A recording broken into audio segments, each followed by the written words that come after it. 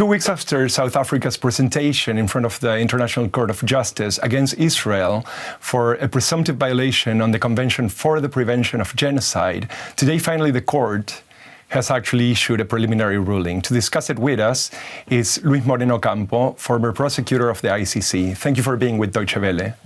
Mr. Ocampo, could you basically just walk us through the ruling? What is that happened today? What did the court say today?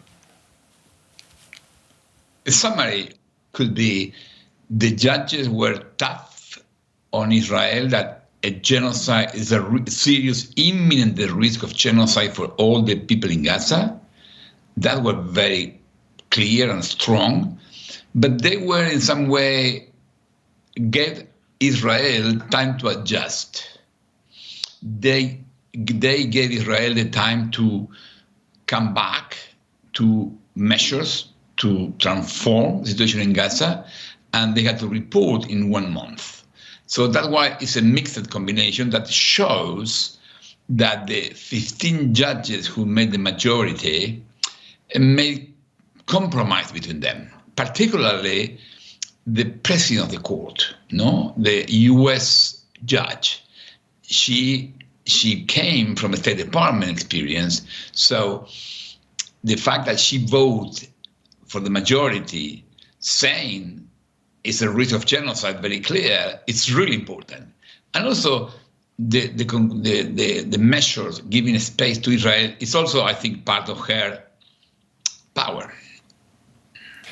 It does fall far short from what South Africa actually did request, which was essentially the cessation of Israeli operations in the territory of Gaza, right?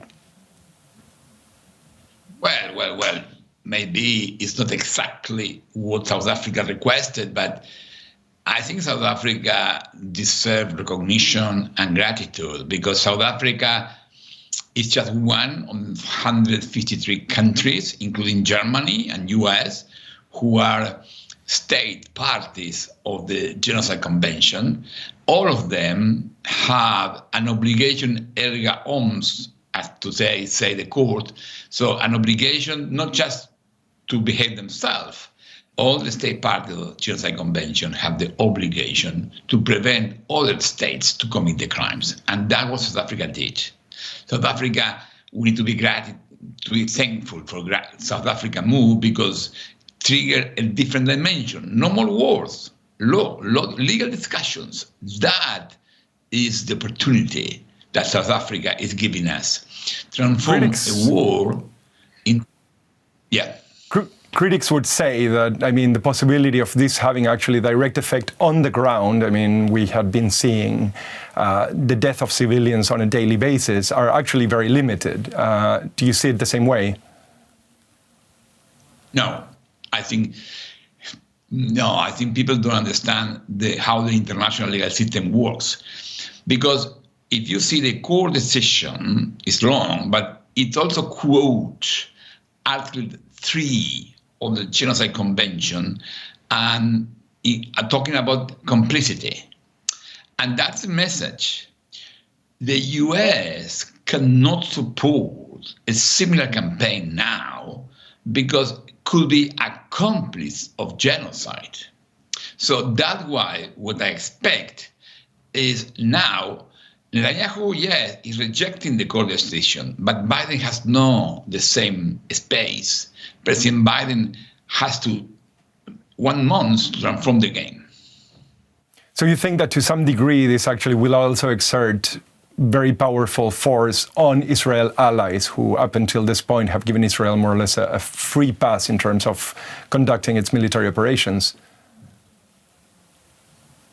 Well, first point for me, and I was pleased, and for me it was a pleasure to listen a formal legal language talking about this genocide.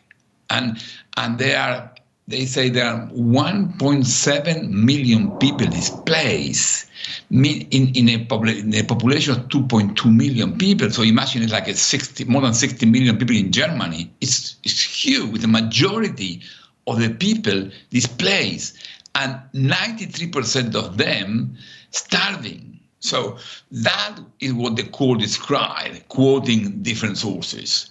So that is very compelling. And it's that, yeah, this could not happen. Yes, no one like Hamas attacking Israelis. No one condoned that. Everyone accepts Israel had the right to defend itself. But this could not happen. This attack on civilian population could not happen. And that is, for me, the most important part, or very important part of the decision, giving us sense of order. We live in a 21st century civilization, not in the Roman Empire time when barbarians could be killed. No. So then the second part, if I may, the decision, the call is a compromise. Obviously, it's a compromise. I was expecting something much bigger, but it's a compromise. But it's interesting compromise because it gives us a space to political leaders to find a solution. And that's a moment of Germany, US, stopping Israel. Israel has a right-wing government. Netanyahu is fighting with the Supreme Court in Israel and now fighting with the International Court of Justice. Okay, if we believe in law, we have to stop it. How adverse do you think that this ruling, this preliminary ruling, is for Israel? What do you think the effect, direct perhaps, effect on Israel will be?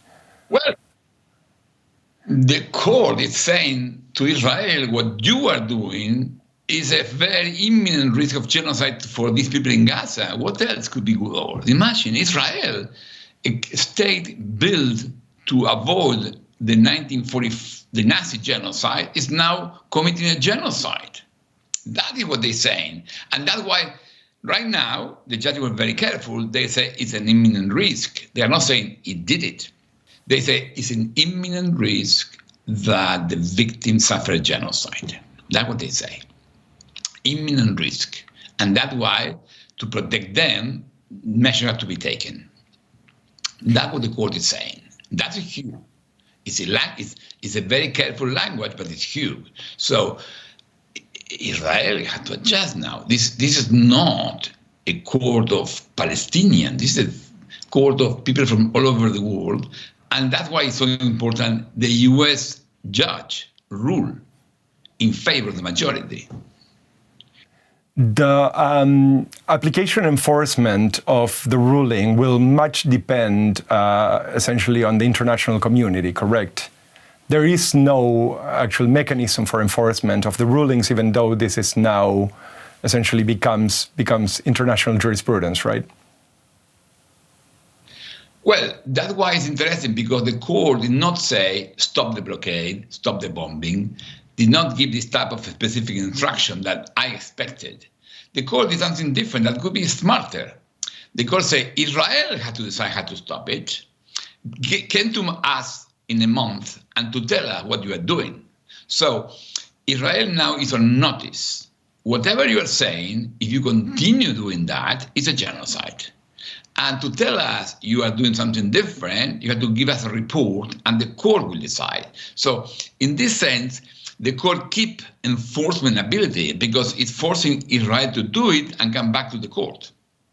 The court is also asking Israel to essentially prevent and prosecute potential violations to the convention, including the promotion or incitement. And it did essentially quote in the preliminary ruling no fewer than 4 essentially high-ranking Israeli politicians. Do you expect the Israeli judicial system to turn its attention to essentially its ruling coalition? Well, normally states don't like to prosecute their own people. What I expect is the court will start proceedings, but there was no real, we'll see how the conviction go, because basically the court is quoting the president of Israel and the court is quoting the Minister of Defense, 2 key characters, no? But would it be part of the duty of the Israeli judicial system at this point, in order to essentially act in accordance with the ruling, to actually look into those cases that were actually on record, named during the proceedings today? Well, yes, it will be. And in fact, Israel is already conducting, they say, some investigation on instigation. And in fact, that specific part of the ruling was voted in favor by the Israeli judge, Judge Barak. So Judge Barak was against the other part, but on this part, on investigating the instigation, he was in agreement. So I believe that part is feasible, but the problem is not to punish people here. The priority is to prevent genocide. And that's why the issue is how Israel will adjust the siege of Gaza, how Israel will adjust its tactic to bomb people, to bomb buildings. What do you expect Israel to do over the next couple of days leading to the 1 month benchmark that the court has established? Well, Netanyahu's rhetoric immediately was very tough against the court.